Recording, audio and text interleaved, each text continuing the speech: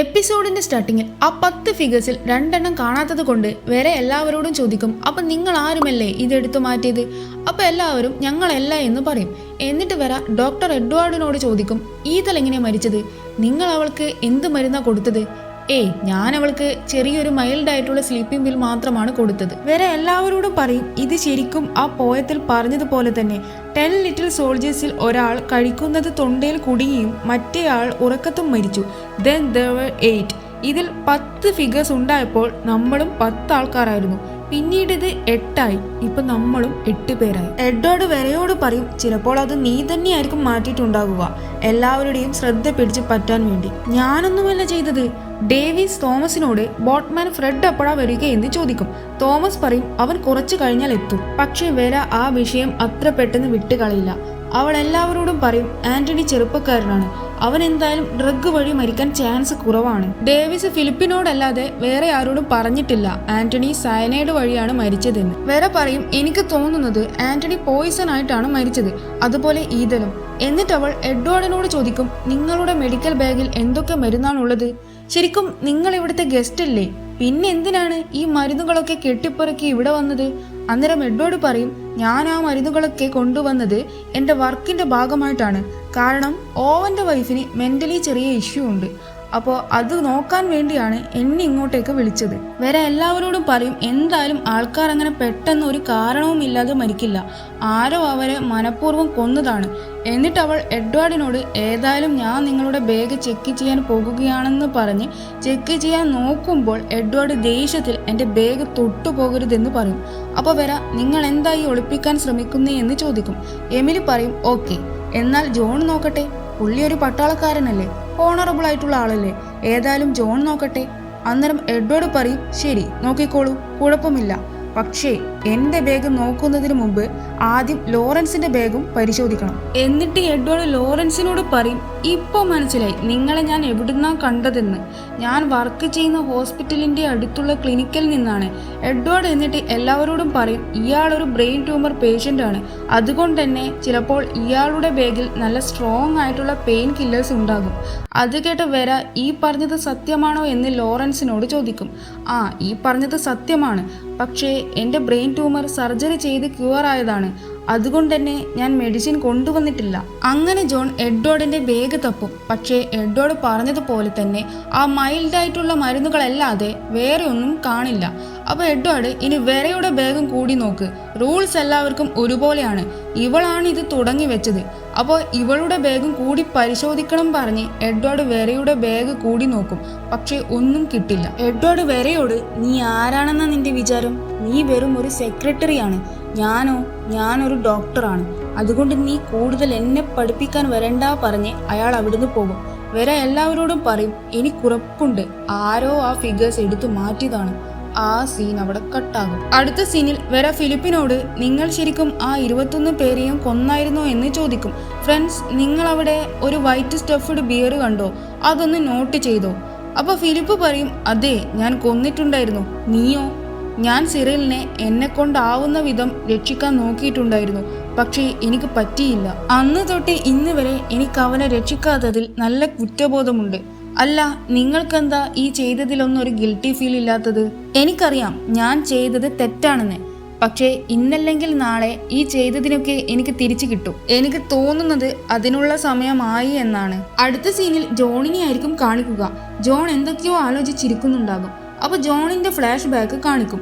ജോണിന് അയാളുടെ വൈഫ് എഴുതിയ ലെറ്റർ അയാളുടെ കൂടെ വർക്ക് ചെയ്യുന്ന ഹെൻറിയുടെ പോക്കറ്റിൽ നിന്ന് കിട്ടും. അത് ജോണിനുള്ള ലെറ്റർ അല്ലായിരുന്നു, പകരം അത് ഹെൻറിക്ക് ഉള്ളത് തന്നെയായിരുന്നു. വേറൊന്നുമല്ല, ഹെൻറിയും ജോണിന്റെ ഭാര്യയും തമ്മിൽ അവിഹിതമുണ്ടായിരുന്നു. ആ ദേഷ്യത്തിലാണ് ശരിക്കും ജോൺ ഹെൻറിയെ വെടിവെച്ച് കൊന്നത്. കഴിഞ്ഞ എപ്പിസോഡിൽ ജോൺ ആദ്യമായി സോൾജർ ഐലൻഡിൽ എത്തിയ സമയത്ത് ഒരു ഫോട്ടോ ടേബിളിൽ വെച്ചിട്ടുണ്ടായിരുന്നില്ലേ? അതിൽ ജോണിന്റെ കൂടെ ഉണ്ടായിരുന്നത് അയാളുടെ വൈഫും പിന്നെ ഹെൻറിയുമായിരുന്നു. ജോണിന്റെ ഏറ്റവും വിശ്വസ്തനായ കൂട്ടുകാരനായിരുന്നു ഈ ഹെൻറി. കൂടെ നടന്നവൻ തന്നെ അയാളെ ചതിച്ചപ്പോൾ അയാൾക്കത് സഹിച്ചില്ല. ആ ഒരു ഇതിൽ അയാൾ കൊന്നുപോയതാണ്. പക്ഷെ എന്തൊക്കെയായാലും തെറ്റല്ലാതിരിക്കുമോ? കൊന്നത് തന്നെയാണ്. മറുഭാഗത്ത് തോമസ് ഫിലിപ്പിനോട് പറയും, ഞാനും ഈതലും ഇവിടെ 1 വീക്കായി വന്നിട്ട് അന്ന് തൊട്ട് ഇന്ന് വരെ ഞങ്ങൾ ഫ്രെഡിനെ അല്ലാതെ വേറെ ആരെയും കണ്ടിട്ടില്ല. അത് കേട്ട ഫിലിപ്പ് എവിടേക്കോ പോകും. അപ്പോൾ ഡേവിസ് നീ എവിടെയായി പോകുന്നതെന്ന് ഫിലിപ്പിനോട് ചോദിക്കും. ഫിലിപ്പ് പറയും, നമ്മളിങ്ങനെ വെറുതെ ഇവിടെ ഇരുന്നിട്ട് കാര്യമില്ല.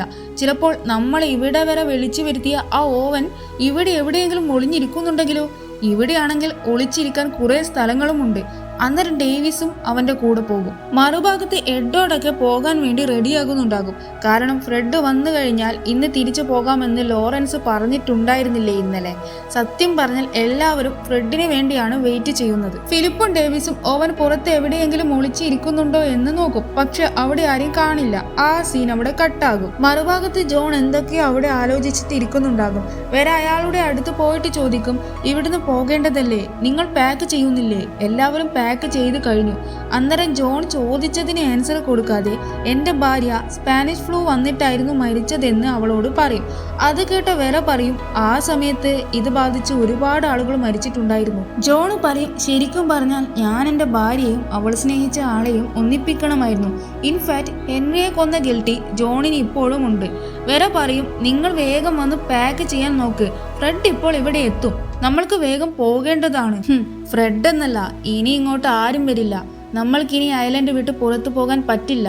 This is the end. നിനക്ക് സമയമാകുമ്പോൾ എല്ലാം മനസ്സിലാകും. ഇങ്ങേരിതെന്ത് തേങ്ങ പറയുന്നതെന്ന് മനസ്സിലാക്കാതെ വരെ ബോട്ട് എന്തായാലും വരുമെന്ന് പറഞ്ഞിട്ട് അവിടുന്ന് പോകും. അടുത്ത സീനിൽ എഡ്വേർഡും ഡേവിസും സംസാരിക്കുന്ന സമയത്ത് ഫിലിപ്പ് വന്നിട്ട് പറയും, ആ ഓവൻ അയാൾ എവിടെയാണെന്ന് ഞാൻ കണ്ടുപിടിച്ചു. ആന്റണിയെ കിടത്തിയ റൂമില്ലേ, അയാൾ അവിടെയുണ്ട്. അവിടെ എന്തൊക്കെയോ സൗണ്ടും കേൾക്കുന്നുണ്ട്. എന്നിട്ട് അവർ 3 പേരും ആന്റണിയെ കടത്തിയ റൂമിലേക്ക് പോകും. ഫിലിപ്പ് അവന്റെ ഗണ്ണെടുത്ത് റൂം തുറന്ന് അവിടേക്ക് ചൂണ്ടും. അപ്പോൾ അവിടെ തോമസ് ആയിരിക്കും ഉണ്ടാവുക. അയാൾ അവിടെ ക്യാമ്പറ്റ് എടുക്കാൻ വന്നതാകും. എഡ്വേർഡ് ചോദിക്കും, നിനക്ക് എന്തിനാ ഇപ്പൊ ഈ ക്യാമ്പറ്റ്? ഇത് വെച്ച് നീ എന്ത് ചെയ്യാൻ പോകുക? എനിക്കെന്തോ ഈതൽ മരിച്ചത് കൊണ്ട് ആ റൂമിൽ കിടക്കാൻ പറ്റുന്നില്ല. വേറെ എവിടെയെങ്കിലും കിടക്കാൻ വേണ്ടി നോക്കുകയാണ് ഞാൻ. അതിനു വേണ്ടിയാണ് ഞാൻ ഇതെടുത്തത്. എഡ്വേർഡ് പറയും, എന്തിനി? നമ്മളെല്ലാവരും ഇവിടുന്ന് പോകാൻ നിൽക്കുക. നീ പിന്നെ ഇവിടെ ഒറ്റയ്ക്ക് എന്ത് ചെയ്യാനാ? നീയും വാ ഞങ്ങളുടെ കൂടെ. എനിക്കങ്ങനെ പെട്ടെന്ന് വരാൻ പറ്റില്ല. ഞാനിവിടെ വർക്ക് ചെയ്യുന്നതാണ്. എൻ്റെ മുതലാളി പറയാതെ എനിക്ക് എവിടെയും പോകാനാകില്ല. അപ്പോൾ ഫിലിപ്പ് എന്തെങ്കിലും കാണിക്കെന്ന് പറഞ്ഞിട്ട് അവിടുന്ന് പോകും. എഡ്വേർഡ് ഡേവിസിനോട് പറയും, നീ അവൻ്റെ കയ്യിൽ ഗണ്ണ് കണ്ടില്ലേ? നിനക്കറിയായിരുന്നോ അവൻ്റെ കയ്യിൽ ഗണ്ണുള്ള കാര്യം? അപ്പോൾ ഡേവിസ് ഇല്ല എന്ന് പറയും. ആ സീൻ അവിടെ കട്ടാകും. അടുത്ത സീനിൽ എമിലിയും വെറിയെ നീഡൽ വർക്ക് ചെയ്യുന്ന സമയത്ത് വെറെ ചോദിക്കും, അല്ല നിങ്ങളെന്താ നിങ്ങളുടെ കാര്യം ഇന്നലെ പറയാതിരുന്നേ? എല്ലാവരും അവർ കൊന്ന കാര്യവും അതുമായി ബന്ധപ്പെട്ടതൊക്കെ പറയുമ്പോൾ നിങ്ങളൊന്നും പറഞ്ഞത് കേട്ടില്ലല്ലോ. എമിലി പറയും, എൻ്റെ വീട്ടിലെ ജോലിക്കാരിയായിരുന്നു ബീട്രസ് എന്ന് പറഞ്ഞ പെൺകുട്ടി.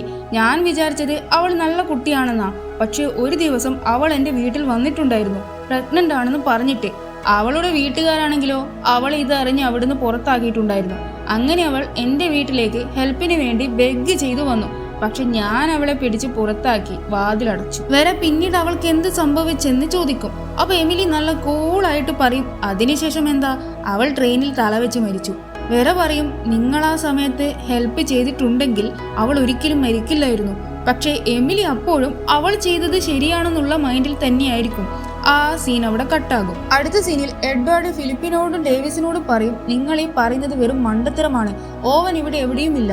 അപ്പോൾ ഫിലിപ്പ് ആന്റണി സയനൈഡ് കഴിച്ചിട്ടാണ് മരിച്ചതെന്ന് പറയും. അന്നേരം എഡ്വേർഡ് പറയും, സയനൈഡോ? എന്നാൽ എനിക്ക് ഉറപ്പാണ് ഇത് അവളുടെ പണിയാണ്, വെറയുടെ.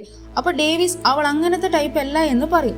അന്നേരം എഡ്വേർഡ് അവൾ അങ്ങനത്തെ ടൈപ്പ് തന്നെയാണെന്ന് പറയും. അന്നേരം ഡേവിസ് പറയും, അല്ല ഇനി ഇത് ചെയ്തത് ജോൺ ആണെങ്കിലോ? അയാൾ ഈ യുദ്ധത്തിനൊക്കെ പോയിട്ട് കുറെ ആളെ കൊന്നതാണ്. അയാൾ തന്നെയായിരിക്കും ഇതും ചെയ്തത്. അപ്പൊ ഫിലിപ്പ്, നിങ്ങൾ ഒരു കാര്യം ചെയ്യും, എല്ലാവരെയും ഒന്ന് ഒബ്സർവ് ചെയ്യും.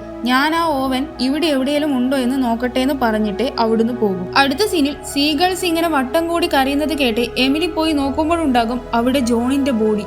ആ സീൻ അവിടെ കട്ടാകും.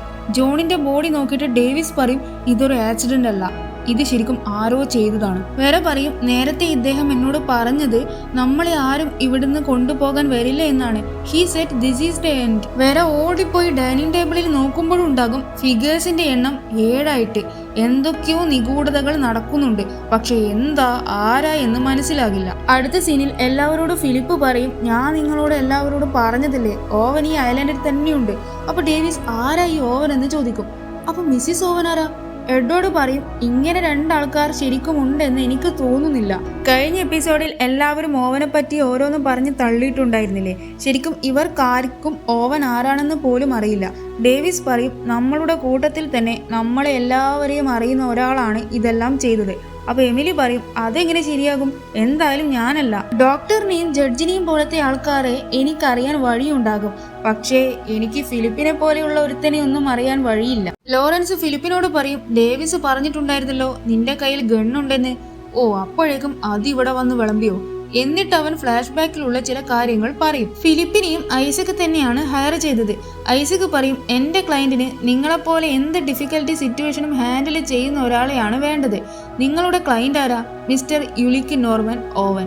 അന്നേരം ഫിലിപ്പ് എനിക്ക് ഈ ഓവൻ എന്ന് പറയുന്ന ആളെ അറിയില്ല എന്ന് പറയും. അപ്പൊ ഐസക് അവർക്ക് നിങ്ങളെ അറിയാമെന്ന് പറഞ്ഞ് കുറച്ച് പൈസ കൊടുക്കും. എക്സാക്റ്റ് എന്തിനു വേണ്ടിയാണ് ഓവൻ ഫിലിപ്പിനെ വിളിപ്പിച്ചതെന്ന് ഐസക് പറഞ്ഞിട്ടില്ല, പക്ഷെ എന്തോ പ്രൊട്ടക്ഷന് വേണ്ടിയാണ് അവനെ ഇവിടെ വിളിപ്പിച്ചത്. അത് കേട്ട് വേറെ പറയും ഈ ഐസക് ഇയാള് തന്നെയാണ് എനിക്ക് ഈ വർക്ക് തന്നത്. ഇവരുടെ ഏജൻസി ലണ്ടനിലെ സോഹോ ഡിസ്ട്രിക്റ്റിലാണ്. ലോറൻസ് പറയും എനിക്ക് വന്ന ലെറ്ററും ഈ സോഹോ എന്ന് പറഞ്ഞ സ്ഥലത്ത് നിന്നാണ്. അപ്പൊ എമിലി പറയും എനിക്ക് ലെറ്റർ അയച്ചത് ഓവന്റെ വൈഫാണ്. ഇവിടുത്തെ പാവപ്പെട്ട കുട്ടികൾക്ക് നല്ല ബിഹേവ് പഠിപ്പിക്കാൻ മിസ്സിസ് ഓവനെ ഹെൽപ്പ് ചെയ്യാൻ വേണ്ടിയാണ് എന്നെ വിളിപ്പിച്ചത്. നല്ല ബെസ്റ്റ് ആളെ വിളിപ്പിച്ചത്. ഡേവിസ് പറയും എനിക്ക് ലെറ്റർ അയച്ചത് ഓവൻ തന്നെയാണ്. ഈ ഐലൻഡിൽ വരുന്ന ഗസ്റ്റ് എല്ലാം അവരുടെ ഐഡന്റിറ്റി മറച്ചു വെച്ചാണ് വരുന്നതെന്ന് എന്നോട് ആ ലെറ്ററിൽ പറഞ്ഞു. അതുകൊണ്ട് എല്ലാവരും വീക്ഷിക്കാനാണ് എന്നെ നിയമിച്ചത്. എനിക്ക് കുറച്ച് പൈസയും തന്നിട്ടുണ്ടായിരുന്നു. ലോറൻസ് പറയും എനിക്ക് തോന്നുന്നത് ഈ യുലിക്ക് നോർമൻ എന്ന് പറയുന്നത് ഫേക്ക് നെയിം ആണെന്ന് തോന്നുന്നു. ശരിക്കും അൺനോൺ ഓവൻ എന്നായിരിക്കും അതിന്റെ full form. That means Philip പറഞ്ഞത് ശരിയാണ്, കില്ലർ ഈ ഐലൻഡിൽ തന്നെയുണ്ട്. നമ്മളിൽ ഒരാളാണ് ആ കില്ലർ. അപ്പൊ ഡേവിസ് പറയും എങ്കിൽ പിന്നെ കില്ലർ തോമസ് ആയിരിക്കും. അന്നേരം എഡ്വേർഡ് പറയും എനിക്കും തോന്നുന്നത് തോമസ് ആയിരിക്കും കില്ലർ എന്നാ. ഒരിക്കൽ അവൻ അവന്റെ വൈഫിനെ എന്തോ കാര്യത്തിന് വഴക്ക് പറയുന്നത് കേട്ടിട്ടുണ്ടായിരുന്നു. അപ്പൊ എമിലി പറയും എന്നാൽ അയാള് തന്നെയായിരിക്കും ആ ഫിഗേഴ്സ് എടുത്ത് മാറ്റിയിട്ടുണ്ടാകുക. ഫിലിപ്പ് പറയും ശരിക്കും ആരോ നമ്മളെ വാച്ച് ചെയ്യുന്നുണ്ട്, അവർ ഈ ഐലൻഡിൽ തന്നെയുണ്ട്. അങ്ങനെ അന്ന് രാത്രി എല്ലാവരും കിടക്കാൻ വേണ്ടി അവരവരുടെ റൂമിലേക്ക് കയറാൻ പോകും. ആ സമയം നല്ല ഇടിയും കാറ്റും ഉണ്ടാകും. എല്ലാവർക്കും നല്ല പേടിയുമാകും. അന്നേരം എമിലി പറയും എല്ലാവരും പ്രാർത്ഥിച്ചിട്ട് കിടന്നു, പക്ഷെ ഡോറ് ലോക്ക് ചെയ്യാൻ മറക്കരുത് കേട്ടോ. അത് കേട്ട് എല്ലാവരും അവരവരുടെ റൂമിലേക്ക് പോകും. എമിലി പേടിച്ചുകൊണ്ട് പ്രാർത്ഥിക്കുന്ന സമയത്ത് അവള് കാരണം മരിച്ച ബിയേട്രസിന്റെ ആത്മാവ് അവളുടെ അടുത്തുണ്ടാകും. അത് കണ്ട എമിലി ഇതൊന്നും സത്യമല്ല എന്ന രീതിയിൽ കണ്ണടച്ച് പ്രാർത്ഥിക്കും. പിറ്റേ ദിവസം എന്തോ കണ്ടിട്ട് എഡ്വേർഡ് എല്ലാവരെയും വിളിക്കും.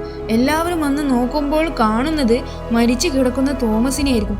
എഡ്വേർഡ് പറയും ഞാൻ ചായക്ക് വേണ്ടി ഇങ്ങോട്ട് വന്നതാണ്, അപ്പോഴാണ് ഞാനിത് കണ്ടത്, സത്യമായിട്ട് ഞാനൊന്നും ചെയ്തിട്ടില്ല. അടുത്ത സീനിൽ കോഫി കുടിക്കുന്ന സമയത്ത് എമിലി വരയോട് പറയും എന്റെ നീഡിൽ വർക്കിന്റെ ഒരു വോൾ പീസ് കാണുന്നില്ല. അപ്പോഴേക്കും കറണ്ട് പോകും. വരെ പറയും നിങ്ങൾ ചായ കുടിക്ക്, ഞാൻ കാൻഡിൽ എടുത്തിട്ട് വരാം, എന്നിട്ട് നമ്മൾക്കത് പരതാൻ പറഞ്ഞിട്ട് അവിടുന്ന് പോകും. ഇവിടെ എഡ്വേർഡ് ലോറൻസിനോട് നിങ്ങളുടെ അസുഖത്തെ പറ്റി ഞാൻ എല്ലാവരോടും പറഞ്ഞതിൽ എന്നോട് ക്ഷമിക്കണമെന്ന് പറയും. അപ്പൊ ലോറൻസ് അതൊന്നും കുഴപ്പമില്ല എന്ന് പറയും. ഇവിടെ ഉള്ളവരെ പറ്റി നിങ്ങൾക്ക് എന്താ ഒപ്പീനിയൻ? എനിക്കങ്ങനെ എല്ലാവരെയും പറ്റി ക്ലിയർ ആയിട്ടുള്ള ഒപ്പീനിയൻ ഇല്ല. എഡ്വേർഡ് പറയും എനിക്ക് സത്യം പറഞ്ഞാൽ ഇവിടെയുള്ള ആരെയും വിശ്വാസമില്ല. നമ്മൾ എന്തായാലും അവരെ പോലെയല്ല, നമ്മൾ രണ്ടുപേരും ഒറ്റക്കെട്ടായി നിൽക്കണം. ആ സീൻ അവിടെ കട്ടാകും. മറുഭാഗത്ത് വേറെ ഒരു ലാമ്പ് എടുത്ത് എമിലിയുടെ അടുത്തേക്ക് പോകുമ്പോൾ കഴുത്തിൽ സയനൈഡ് കുത്തി ആരോ കൊന്ന എമിലിയാണ് കാണുന്നത്. വേറെ നേരെ പോയി ആ ഫിഗേഴ്സ് നോക്കും. അതിൽ 5 എണ്ണമായിരിക്കും ബാക്കി ഉണ്ടാകുക. വേറെ എല്ലാവരോടും ഈ കാര്യം പോയിട്ട് പറയും. അടുത്ത സീനിൽ വേറെ ഫിലിപ്പിനോടും ഡേവിസിനോടും പറയും തോമസ് മരിച്ചില്ലേ, എന്തായാലും ഞാൻ പോയിട്ട് ലഞ്ച് ഉണ്ടാക്കിയിട്ട് വരാം. എന്നാ വേഗം ആവട്ടെ, എനിക്ക് നല്ല വിശപ്പുണ്ട്. വേറെ പറയും ഈ ഒരു സിറ്റുവേഷനിലും നിനക്ക് എങ്ങനെ ഇത്രയും വിശപ്പ് വരുന്നേ? ഞാനാണ് ആ തോമസിന്റെ ബോഡി ചുമന്ന് കൊണ്ടുപോയതും അവിടെയൊക്കെ ക്ലീൻ ചെയ്തതും. പിന്നെ നീയല്ലേ പറഞ്ഞത് ഭക്ഷണം ഉണ്ടാക്കി തരാമെന്ന്? പിന്നെന്താ, ഞാൻ ലഞ്ച് ടൈം ആയതുകൊണ്ടാണ് ഭക്ഷണമാക്കാമെന്ന് പറഞ്ഞത്. പക്ഷെ നിനക്ക് എങ്ങനെയാ ശരിക്കും ഈ അവസ്ഥയിൽ വിശപ്പ് വരുന്നേന്ന് എനിക്ക് മനസ്സിലാകുന്നില്ല. ഞാനാണ് ഇപ്പൊ നടന്നുകൊണ്ടിരിക്കുന്നതിന്റെയൊക്കെ കാരണമെന്ന് പറയാൻ നിൽക്കേണ്ട. എനിക്ക് നല്ല വിശപ്പുണ്ട്. അതിന്റെ അർത്ഥം ഇതെല്ലാം ചെയ്തത് ഞാനാണെന്നല്ല. ഇന്ന് രാവിലെ മുതൽ ഞാനൊരു ഗ്ലാസ് വെള്ളം പോലും ഇറക്കിയിട്ടില്ല. തോമസിന്റെ ബോഡി കൊണ്ടുപോയതും അത് ക്ലീൻ ചെയ്തതുമെല്ലാം ഞാനാണ്. എന്നിട്ടും നിനക്ക് എങ്ങനെ എന്നോട് ഇങ്ങനെയൊക്കെ സംസാരിക്കാൻ തോന്നുന്നേന്ന് പറഞ്ഞിട്ട് അവൻ അവിടുന്ന് പോകും. അടുത്ത സീനിൽ ഫിലിപ്പ് റൂമിൽ വന്ന് നോക്കുമ്പോഴുണ്ടാകും അവന്റെ ഗണ്ണ് വെച്ച ഡ്രോയർ ആരോ തുറന്നു വെച്ചിട്ട് അതിൽ ഗണ്ണും ഉണ്ടാകില്ല. അവൻ എല്ലാവരോടും ഈ കാര്യം പറയും. എന്നിട്ട് പറയും ഞാൻ ആ ഡ്രോയർ ലോക്ക് ചെയ്തിട്ടാണ് വെച്ചത്. അതിന്റെ അർത്ഥം ഈ വീട്ടിൽ ആരുടെയോ കയ്യിൽ ഒരു മാസ്റ്റർ കീ ഉണ്ടെന്നാണ്. ലോറൻസ് പറയും ചിലപ്പോൾ ആ മാസ്റ്റർ കീ തോമസിന്റെ അടുത്ത് ഉണ്ടായിട്ടുണ്ടായിരിക്കാം. ഫിലിപ്പ് എഡ്വാർഡിനോട് പറയും നിങ്ങളാണ് തോമസിന്റെ ബോഡി ആദ്യം കണ്ടത്, നിങ്ങൾ തന്നെയായിരിക്കും അത് എടുത്തിട്ടുണ്ടാകുക. അപ്പൊ എഡ്വാർഡ് ഞാനൊന്നുമല്ല, നീ തന്നെയായിരിക്കും അത് എടുത്തു മാറ്റി വെച്ചിട്ടുണ്ടാകുക. ഞാൻ എന്തിന് എന്റെ സ്വന്തം ഗണ്ണ് കട്ടെടുക്കണം? ആർക്കറിയാം, നിന്റെ ചില നേരത്തെ കളി കാണുമ്പോൾ എനിക്ക് തന്നെ ഒന്നും മനസ്സിലാകാറില്ല. നീ തന്നെ ആയിരിക്കും അത് എടുത്തിട്ടുണ്ടാകുക. ഫിലിപ്പ് ഡേവിസിനോട് പറയും നീയാണ് ലാസ്റ്റ് താഴെ പോയത്, നീ എന്താ അവിടെ പോയി ചെയ്തത്? ഞാൻ പോയത് വേറെ എവിടെയുമല്ല, ടോയ്ലറ്റിലാണ്. ഞാൻ എത്ര ദിവസമായെന്നറിയോ ഒന്ന് ടോയ്ലറ്റിൽ പോയിട്ട്. കോൺസ്റ്റിപ്പേഷൻ ആയിട്ട് മര്യാദയ്ക്ക് മനുഷ്യന് ടോയ്ലറ്റിൽ പോവാൻ പറ്റുന്നില്ല. ഞാൻ ടോയ്ലറ്റിൽ നിന്ന് ചക്രശ്വാസം വലിക്കുകയായിരുന്നു, അപ്പോഴാണ് അവന്റെ ഒരു തോക്ക്. അത് കേട്ട് എല്ലാവരും ചിരിക്കും. ആ സീൻ ഇവിടെ കട്ടാകും. അടുത്ത സീനിൽ എല്ലാവരും കൂടി ഗൺ എവിടെയാണെന്ന് അന്വേഷിക്കാൻ തീരുമാനിക്കും. ആദ്യം നോക്കുന്നത് എഡ്വാർഡിന്റെ റൂമിലായിരിക്കും. ഒരു തോർത്ത് മാത്രം ഉടുത്തിട്ട് എഡ്വാർഡ് തൊട്ടപ്പുറത്തുണ്ടാകും. പിന്നെ സെർച്ച് ചെയ്യുന്നത് ഫിലിപ്പിന്റെ റൂമായിരിക്കും. ആ സമയം ഫിലിപ്പിനോട് വരക്ക് ചെറിയൊരു ക്രഷ് തോന്നും. അങ്ങനെ അവർ ഗണ്ണിന് വേണ്ടി ഓരോ റൂമും പരതും. മറുഭാഗത്ത് വരെയും ഫിലിപ്പും റിലേഷൻഷിപ്പിലാകും. എല്ലാ റൂമിലും അരിച്ചു പെറുക്കിയിട്ടും ഗൺ അവർക്ക് കിട്ടില്ല. ഇപ്പുറത്തെ ഭാഗത്തുണ്ടാകും ഞാൻ ഫസ്റ്റ് എപ്പിസോഡിൽ ഒരു വൈറ്റ് സ്റ്റഫ്ഡ് ബിയറിനെ നോട്ട് ചെയ്യാൻ പറഞ്ഞിട്ടില്ലേ, അതിന്റെ വായിലുണ്ടാകും തോക്കും പിന്നെ ആ മാസ്റ്റർ കീയും. ഇവിടെ ഈ സീരീസിന്റെ എപ്പിസോഡ് 2 കഴിയും. നാളെ ഈ സീരീസിന്റെ ഫൈനൽ എപ്പിസോഡായിട്ട് ഞാൻ വരാം. അപ്പോൾ ഓക്കെ, ബൈ.